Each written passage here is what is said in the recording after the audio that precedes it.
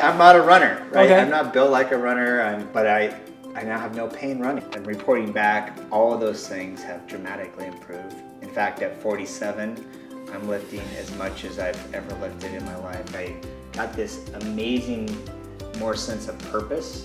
Honestly, I feel better than I've ever felt. I feel absolutely fantastic. My body is healing. It's getting stronger. It's repairing itself through the help of stem cells. I'm here with Chris Lindley. Welcome to the RMI Longevity Club. Good to see you back, Chris. Good to see you. It's been a year, just over a year since I've been here last time. Wow. And how are you feeling? How's everything changed since you've been here? I feel great. You and I have stayed in contact since we got to meet last April. So I think, with it being October now, it's about a year and a half since I got to see you in person. Where did that go? I know. We were just chatting. It seems like it was just a few months ago. But everything's going great. I had a great experience here. I went all in when I came here and saw you guys a year and a half ago. Really excited about what was to come. I had no real expectations other than I knew it was a big investment in my health and wellness, and I wanted to see the potential of the science and the treatment. And I'm back to try it again and enhance it even more.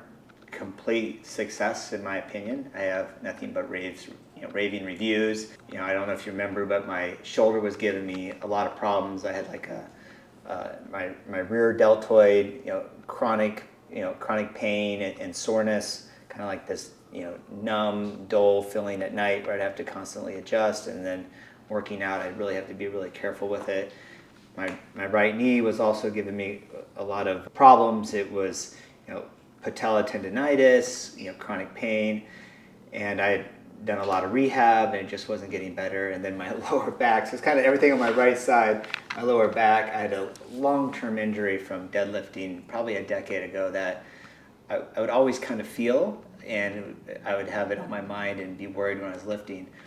And then the last one is, the mental aspect of just, by bringing on stem cells, does it improve your mental acuity and I joke, like clear up some of the monkey mind. And I'm reporting back, all of those things have dramatically improved. I have no issues with my shoulder whatsoever. My strength training, lifting, mobility, range of motion, everything is as good as I've ever had it. In fact, at 47, I'm lifting as much as I've ever lifted in my life. The only time I have lifted more weight than I am now, and with proper form and function, was when I was 26 and 27 and I was deployed in Iraq, and we were lifting weights all day, every day. And so I was much bigger then. I weighed 255 pounds. I weigh 202 pounds today, so obviously I would lift more. But I feel great. I'm running. In fact, I'm down here in Costa Rica. I'm going to do a 10K Sunday morning in Jaco, and excited about. I might go do it with you. You should come do it with me. I'll do it with you. Yeah, we'll run All right, together. we're doing that. Yeah, video 10K together. That'd and be you guys awesome. have to follow us. That would be a lot of fun. Can you wait for me though? No, I'm wait for you. You're the one who got me. But I'm not a runner, right? Okay. I'm not built like a runner. I'm 6'1", 200 pounds. When I was in college, my nickname was Keg with legs. So this very insulting, bigger upper body legs. But I now have no pain running. I feel great. My knees feel great. My hips, my lower back. I've since doing the investment in the stem cells on me, I've also really changed my lifestyle as well. And we were just talking briefly about this. It's like when you buy a new car, you don't put shitty gas tank, right? So right before coming down here, I had stopped drinking all alcohol, and I've been able to maintain that with a few small exceptions, social drinks here or there with work colleagues. I've had a few drinks, but outside of that, no drinks in 18 months. I've really tried to limit any type of added sugar intake. It's very hard in our food system, so it's not always perfect, but I'm trying to do that. I've really increased my protein intake and really focused on lean, wild game. I'm fortunate enough to be a hunter and have access to some really great elk meat, so I've been doing that.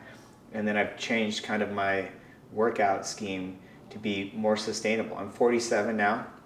I shouldn't be going, balls to the wall, all out every single day. And so I've taken some more days off. I've added more time between strength training sessions. I've limited some of the really high intensity cardio to just a few days a week and not every day. And honestly, I feel better than I've ever felt. So I'm not here because there's a problem. I'm here to like see, can you even amp it up one higher? Yeah, I feel. Keep the journey going. Yeah, I feel great. I feel absolutely fantastic. It's crazy you said that because I felt that when I came to Costa Rica, I spent 3 months here, then I went back to Ireland for a couple of months, I came back here. I kind of spent a year bouncing back and forth, and I felt like I detoxed from the food in the States. It's funny when you say, and I've said that to a lot of people, but when you say it, it's like, it really is a poison factory, what's readily available. Like you have to go and almost like go hunting for the healthy option. Yeah, there's a big movement right now. There's actually, currently in on the social media streams and podcasts, there's a lot of discussion about, why is the food quality in America, which is produced by American companies, more dangerous and have more chemicals in that same product that they sell to other countries like Brazil.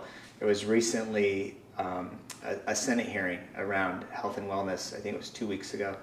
And there was this great image of a mom holding up two boxes of Fruit Loops. One was sold in the United States and one was sold in Brazil. And the one in the United States, the ingredients, you could really read or pronounce about 3 words on it. The rest were chemicals and additives and dyes and different things that we know, without question are bad for our health and wellness and are disease causing. Same box, same front cover, but on the back in Brazil, the ingredients were like, beet extract for coloring, carrot extract, strawberries, and so all the dyes and coloring were from real things that are grown, natural sources, natural real food, right, with good soil. In America, and this is an American company, it's Kellogg's, selling to America crap, and the reason why is those chemicals are more addictive, right? Yeah. They make us want to eat more, and so that's why they're doing it. So we have to all pay more attention to that fuel we're putting in our body, and at the same time hopefully push back to ensure we have the healthiest food here in this country.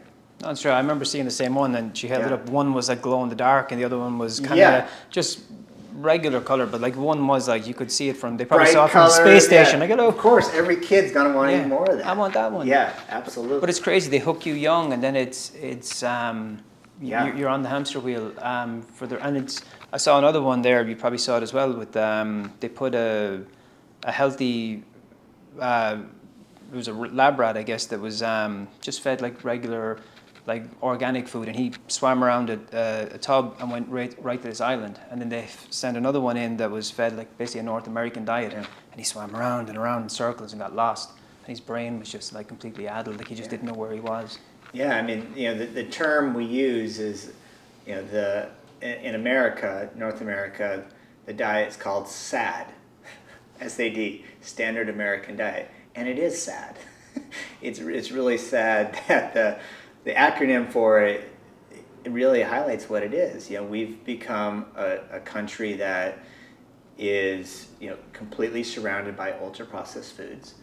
We don't know exactly what those chemicals are in those foods. We don't know what's been done, but they've been processed so many different ways, and there's been so many additives. And we just don't know what the long-term effects is. But when you look as America, globally, we spend way more money than any other country in the world on healthcare.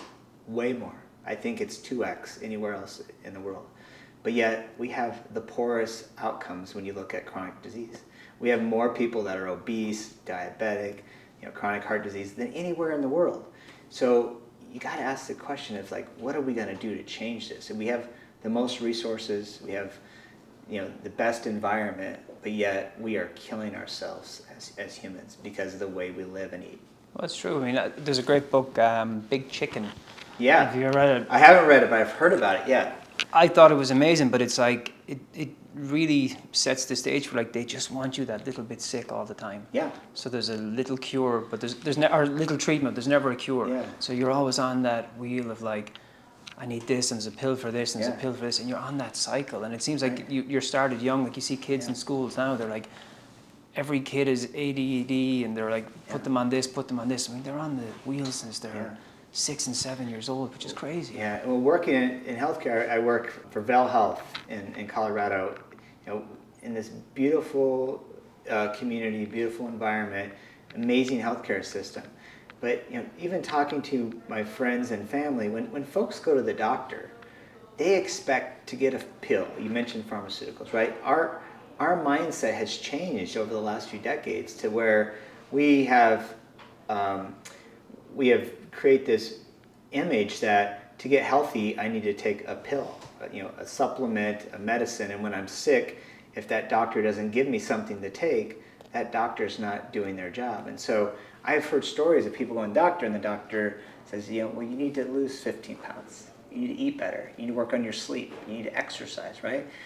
But then they're upset because they didn't get a pill. And so we've become conditioned to this idea that we need to take something to make our health better, and that is couldn't be more farther from the truth. Yes, there is a time and place for pharmaceuticals, but the majority of Americans that are suffering chronic disease, they need to change their lifestyle.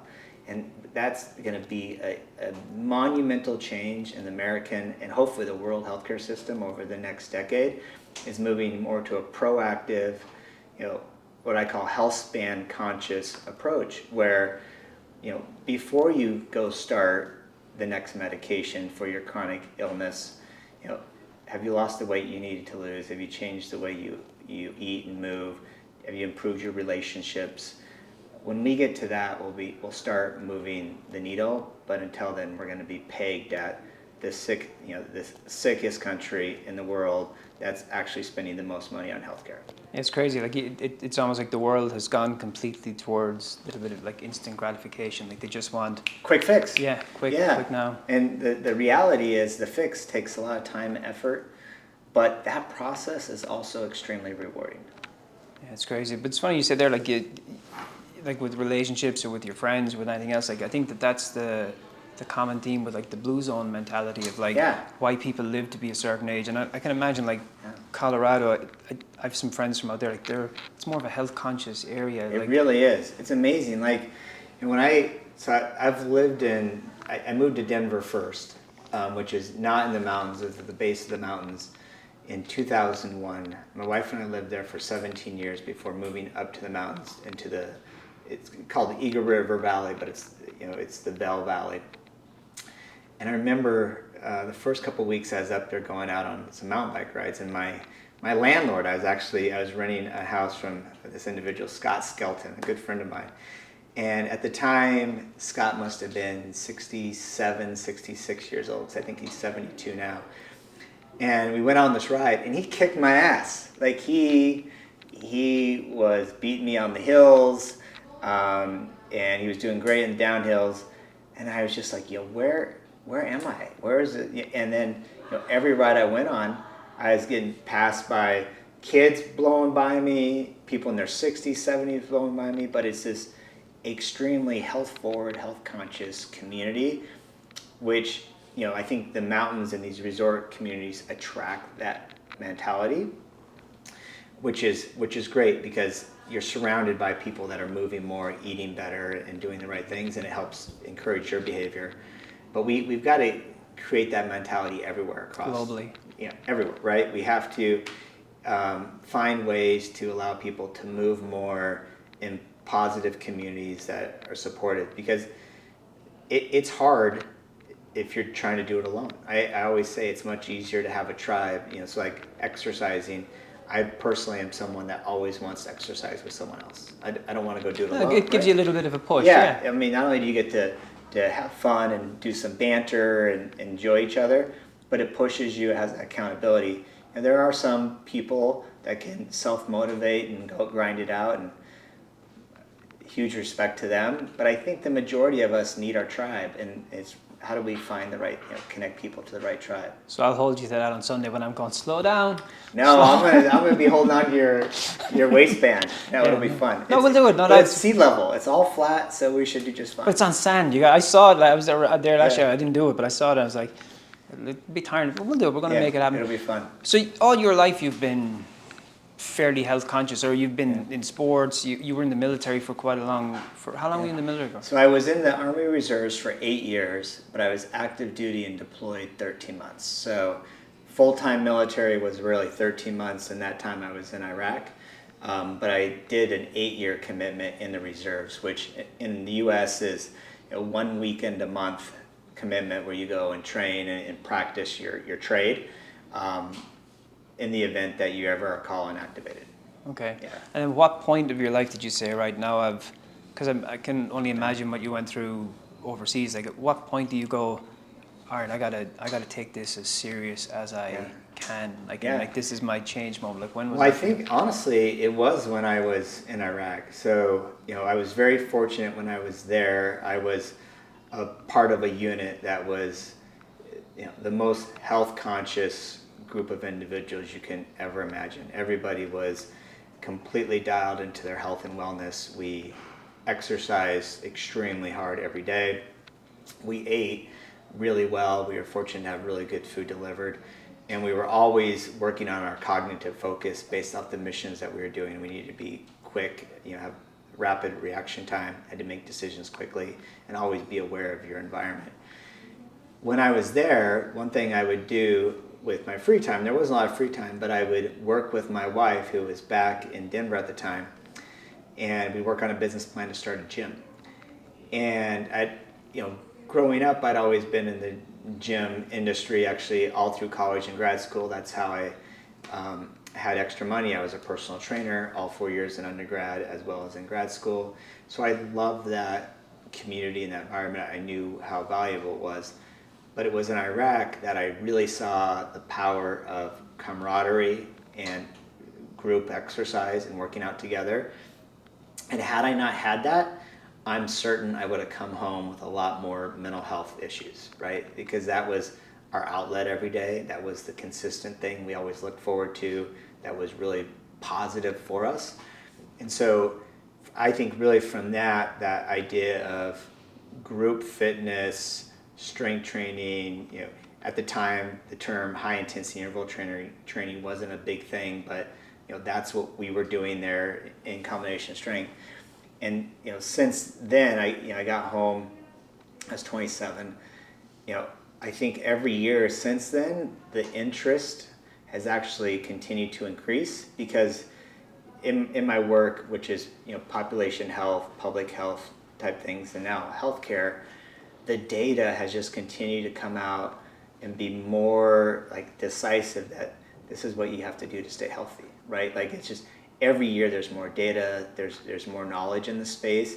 And so as that's continued, and as I've aged and wanting to continue to do things that I've always been able to do, that interest has only grown. Like, it's not plateaued, it's only grown. And so I've had ups and downs of trying to do big racing type events. A couple years ago, I tried to do the Leadman race series, which is this crazy endurance race series in Leadville, Colorado, where all the races are above 11,000 feet. You're scaring me off this 10K. Yeah. But No. But I'm not a runner. I'm not a great mountain bike rider. All my friends are much better riders than me. But I wanted to do this as a mental health test to see, could I go out and work hard for 13 hours at a time, 30 hours at a time. So I signed up for this race series, and I was so proud. So even though I didn't finish the series, the very last race was a 100-mile trail run. I made it 52 miles and got pulled off the course.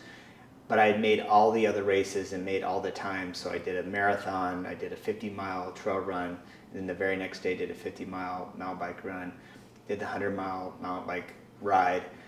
And looking back, it was by far my biggest mentally challenging achievement, and I didn't accomplish my real objective at the end, which was to finish the 100-mile trail run. I knew that was going to be the hardest, but the process and the journey made me know I could do anything, right? Like, the resiliency increased, my confidence in myself, and so from there, my mindset is, whatever challenge, I can certainly do it. I might need some time to train and do it. I'm certainly not going to win. I'm not going to be fast. I'll probably be closer to last than even middle. but those challenges in life make you better for anything going forward. And so I think everybody needs to have, big audacious goals, and if you don't hit it, it's okay, because that 95% I did was more than I'd ever done in my entire life, right? It's a win in its own. It was a huge win looking back, and I'm super proud to say I did it. I failed, and I'm going to do it next year, and I'm going to finish it next year. But it's the effort that goes into it, and the mental strength. Absolutely.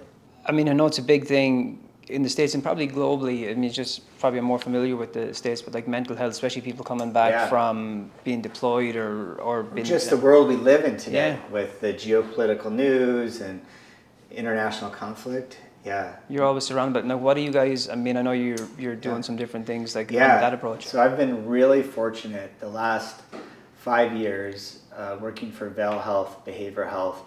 We're trying to transform the mental health paradigm in our community. And so we started with no mental health resources in our healthcare system. Today, we have significant resources. We've got absolute world-class providers at all levels: psychiatry, psychology, therapy, case management. We're doing some really amazing research. We're looking at what we call like acute stressors or even ancient practices. So we're looking at hot and cold therapy and how that could be beneficial for anxiety, depression. We just got IRB approval, and IRB in the United States is Institutional Review Board. It's an independent body that approves research. We just got approval to start a psilocybin study. So we're going to be looking at the ways to enhance psilocybin effectiveness. So we're not studying to say, does psilocybin work as a treatment for mental health illness? We know that. We've read the data. Our colleagues are actually part of those researches. We're asking, how do we optimize that effect? And that's the name of our study. It's actually called Optimize. And so by April of 25, we'll be dosing patients in a study with psilocybin to see how best to optimize those effectiveness. And so we're looking at new interventions, new treatments. At the same time, we're using the current model, best practices that are evidence-based, and building what we call as the continuum of care. So prevention, early intervention, crisis response, treatment, recovery. We're building infrastructure and resources through the whole thing for our community. And what we really hope will happen is it will become a model for other communities to say, we can do this as well. Because if you're in a community in the United States, I don't know how it works in other countries, but if you're sitting back and you think the state government or the federal government is somehow going to solve your problem, you're going to die. Yeah, you're waiting a long time. You're waiting a long time, right? And so communities have got to rally. And it goes to that Blue Zone comment, like the community has to come together and take care of the community, combine the resources and the talent, and do what's right for the health and wellness of the community. So, I see health as a community-driven piece, and the communities will raise the bar. It's not going to come from the top. It's too slow. It's too bureaucratic. It's got to be more organic. It's got to be homegrown. So raise mental up. health, we're all in on mental health. I think actually the mental health wave of interest and discussion that we're now seeing in the U.S., I think is going to change the whole health paradigm. For years, the term mental illness, mental health was a stigmatized term, right? Yeah. People didn't talk about going to see a therapist or working with a psychiatrist or psychologist. It was very personal and secret. And now in our community, people are like, where were you? Oh, I just got done with my therapist. It was great. What are we doing today? So people are talking, or they're calling, hey, my son or daughter or husband or wife, they need a provider. We're looking for a male provider or a female provider that, maybe, some specifics to relate with the personality. Who do you know? And it's just like, I know a lot. This is great. And so I'm super excited to connect them to the provider team. And 5 years ago, that would never, ever happen. So people are openly discussing their mental health just like they would knee pain, right? I've got pain in my knee. Who do you recommend I talk to? What rehabilitation, what exercise is, physical therapy. We're now doing that with our mental health, and it's changing the paradigm. Because I truly believe every person, just like you should have a primary care provider, a doctor that you go check in every year, get your routine blood lab work done, make sure your blood's all your measures are good, gives you a full body inspection. We need to do the same thing on our mental health. Some people might want to have check-ins every month or have long-term care, just like some people physical health need to have more frequent checkups and have long-term care. And they're so tied together. The mental and the physical, a lot of one might come from the other. Yeah. And the fact of the matter is, I always joke with this, but I've always said I want a shirt that's like, we're all a little nuts, because everybody has different levels of mental stability every day, every week, every month, every year. We all have ups, we all have downs. Absolutely. And our goal is to stay up more than we're down, and working with a provider to help do that is fantastic. Or to find someone that at least lets you know that, like, even when you're winning something, like, that's not going to last. Yeah. The same thing with when you're you're not losing. always on. It that's not going to last, and it's okay. And I agree with you. Like, I know just from riding races, like, back when I was younger, like, we'd get a fall off a horse, and they're like, "Oh, just get back up, go on. You got to be tough." And then as you get older, like, you start to talk to guys, and that takes such a toll on your body because you don't know that, you don't want to look like a coward. You don't want to look like you don't have it, or it takes a lot out of you. Let's talk about your transition. So last time I saw you, which was, now we realize is 18 months ago. Yeah, that's crazy. I met you here. I was just going in for treatment with a few of my buddies. Yeah. And you told us about your treatment. So tell me how the last year and a half has been for you. You look great, and you were an ex-professional jockey, which has got to be a brutally body-beating job where you're riding. How much do horses weigh? Anywhere from 1,000 to 1,200 pounds. Going 40 miles an hour. It's like sitting on a missile. Yeah. So how are you feeling? Like, what are you doing? I want to hear your. Well, for me, it was amazing, but it's something you said that got with me. And Dana and I talked one night, and we were chatting, and I just said, you had said to me, we were at dinner, and I had a drink, and I was with Ken, and you had said, no, I don't want one. I'm not. Yeah. I really want to put this into my. I want to just measure this entire year, and I want to see what it does for me. And I'm like, man, I've done the same treatments, and I'm like, why aren't I doing that? It just clicked with me, and I'm like, okay, so I just stopped, just like that, and haven't had a drink. But I feel like it did. Yeah. And then the same thing with you. Like, I feel blessed, like, being in Costa Rica, because you have access to amazing clean food. Yeah. And even just saying it like that, clean food, is crazy. Yeah. But it's true. And it's like, I felt like my body detoxed from everything. My energy went up. Like, everything in my life just seemed to improve. I went to, I tried ayahuasca. Yeah. Which was, for me, was an amazing experience. And I came out of it very light. I just felt like a lot more mental clarity. But with everything I'd done here, I just felt like this combo of, like, all right, I can take on the world. And when I came here in 2021, I didn't have it. Like, I was living on painkillers to wake up in the morning, painkillers to get me through the day, a lot of sleeping pills to get me. I probably was taking 10 to 15 pills a day, all for just pain.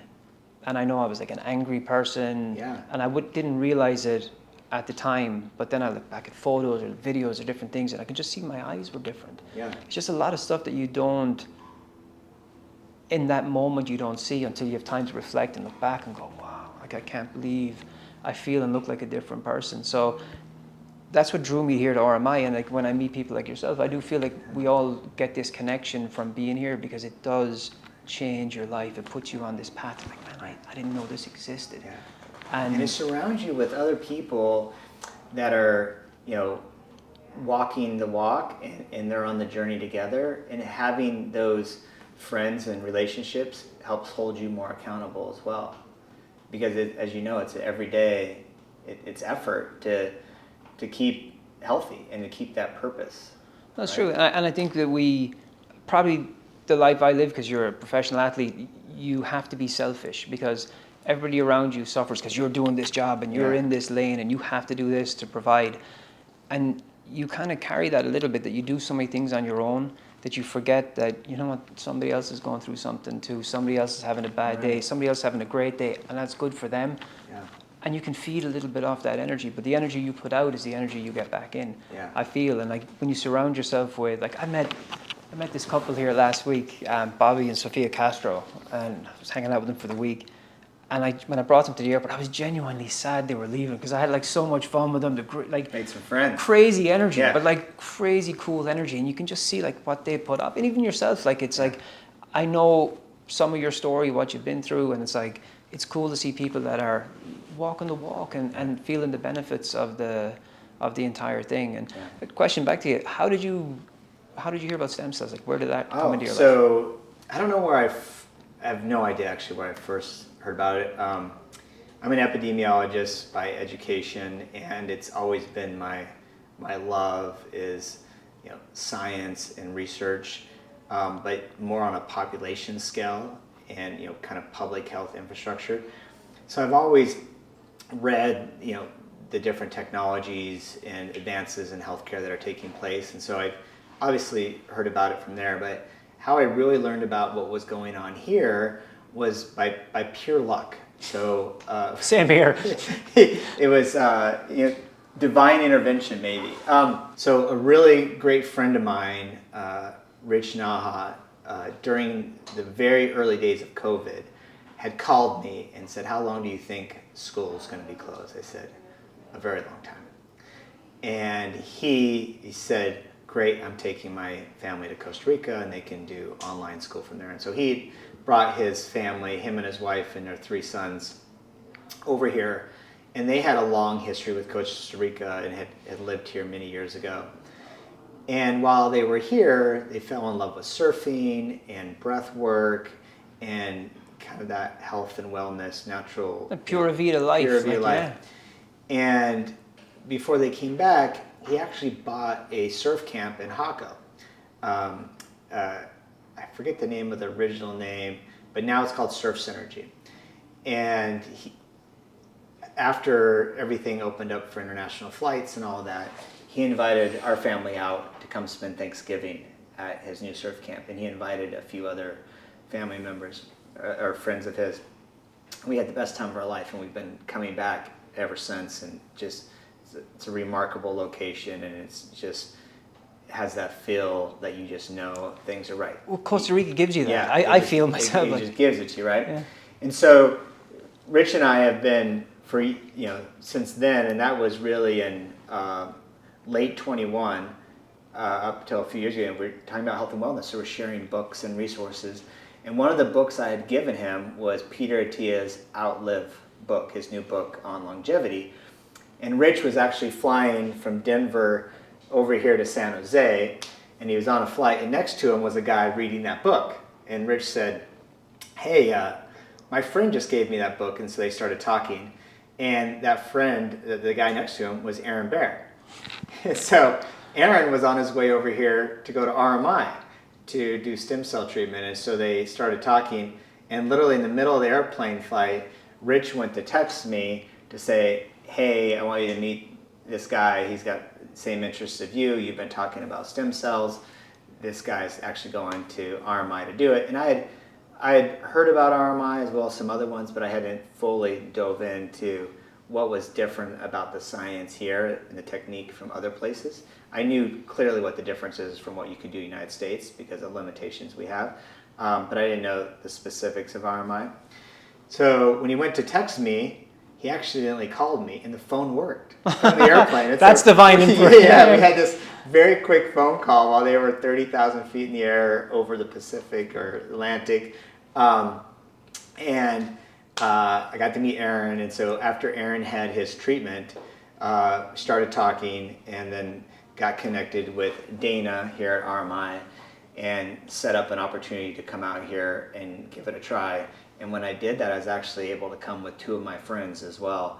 And so all 3 of us did it. Shout out to Ken and Mike. Yeah, and we had a great trip. And like I said, I went all in. I did the therapeutic plasma exchange the day before. I did the IV infusion, and I did the orthopedics, and I did the dermatology treatment, the injections on in the your face. Yep. And I wanted to do that because, living in Colorado at high altitude, skin damage and skin cancer is a real thing. So I wanted to do all the treatments to really see, and like I mentioned, I was all in. And so from that point, moving better, eating better, trying to sleep better, manage my stress better. But the other thing I mentioned right before we started is like I got this amazing more sense of purpose and drive towards health and wellness. And to just kind of like I mentioned to you when we were eating dinner, just calling my friends out like, do you really need to drink that drink? It's shit. It's not good for you, but socially you feel like you got to do it. But it's going to make you feel worse. You're going to have worse sleep. You're going to feel, so just having kind of that confidence to live the healthiest life regardless of what's going on around you. That's and fun.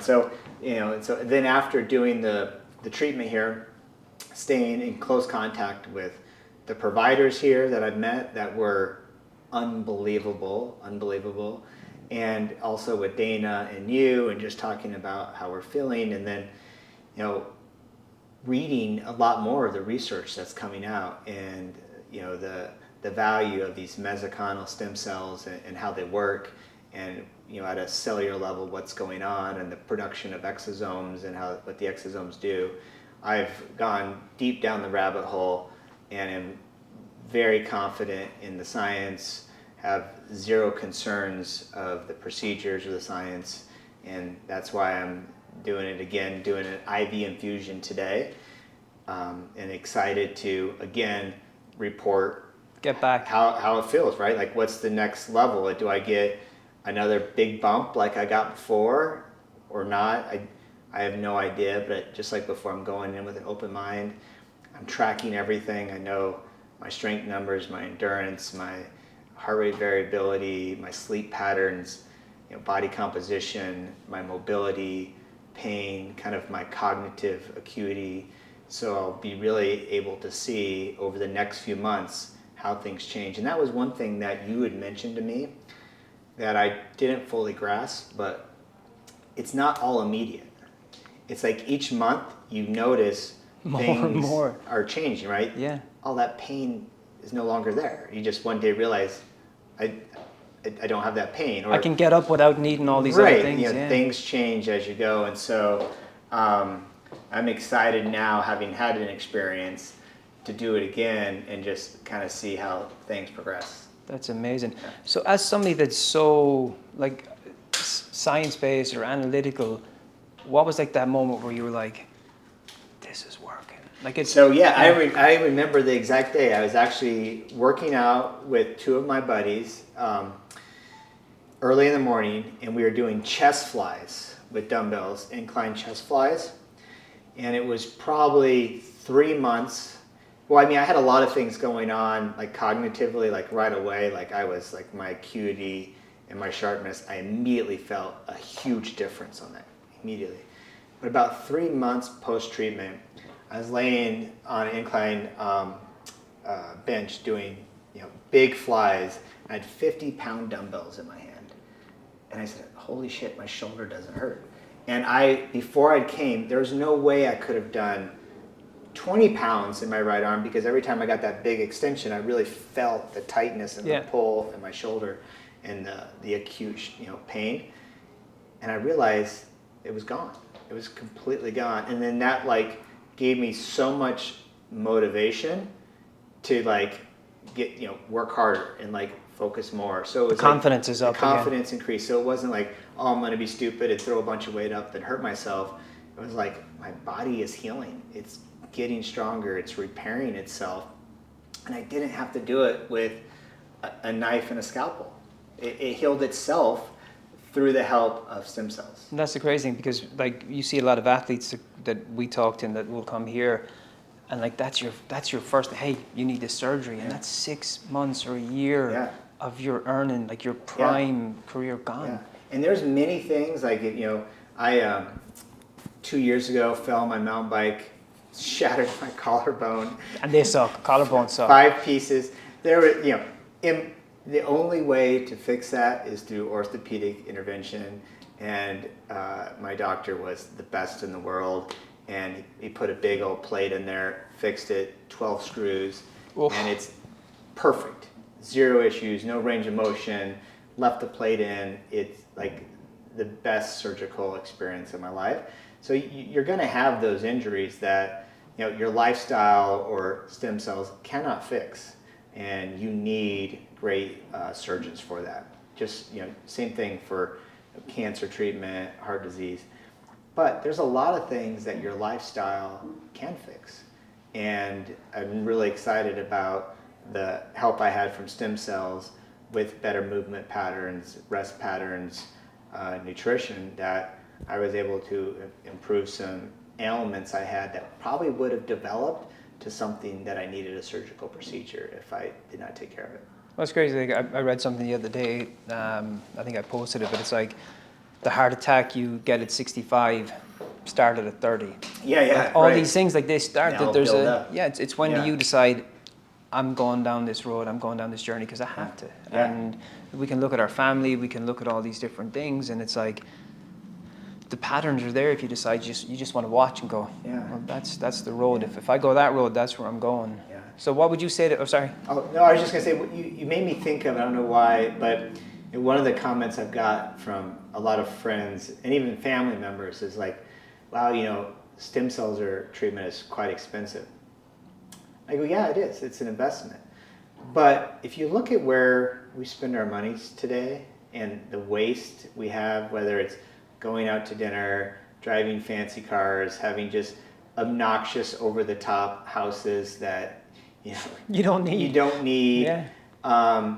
Or you can spend your money on your health and your wellness and experiences, like traveling and doing great things with your friends and family.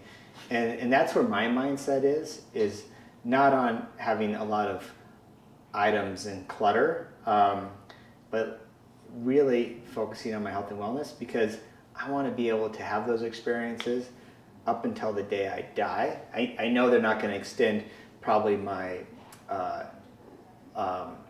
lifeline, like how many years I live per se, but if I could be more functional and feel good and move good up till the last day, that's what I'm going for. It's the life in your years, not the years in your life, exactly. more or less. So, yeah, 100%. Enjoy them all. So you're not in pain and discomfort, and you can do all the things you want. Yeah, that's amazing, and the freedom that comes with it. Yeah, That's it's true. Like if you just sit aside and say, hey, I'm going to put this much away every month, I'm going to go down there. That's exactly in 2 how years. I'm doing it. Exactly, yeah. But right. it makes sense. Yeah. But I agree with you 1,000%. Like I've looked around, like at all the things I've had over that I thought in that moment, oh, I need this.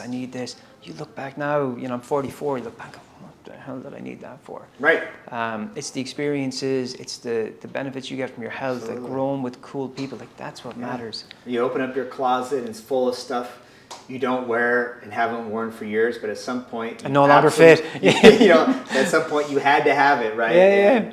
And so it's really comes down to prioritizing your health, and for me personally, that is number one priority, because you can't be a good husband, a good dad, a good worker, a good colleague, son, daughter, if you're not healthy. And you're not physically able to be involved. Right. So get your health dialed in, and then all those other duties and opportunities, you'll perform better. That's so true. Well, Chris, you're a Good seeing gentleman. you It's again. great to see you. Yeah. Thank you for being part of the family, and Yeah. looking forward to seeing the rest of your journey. I'll tell you how it goes. Appreciate you, Yeah. brother.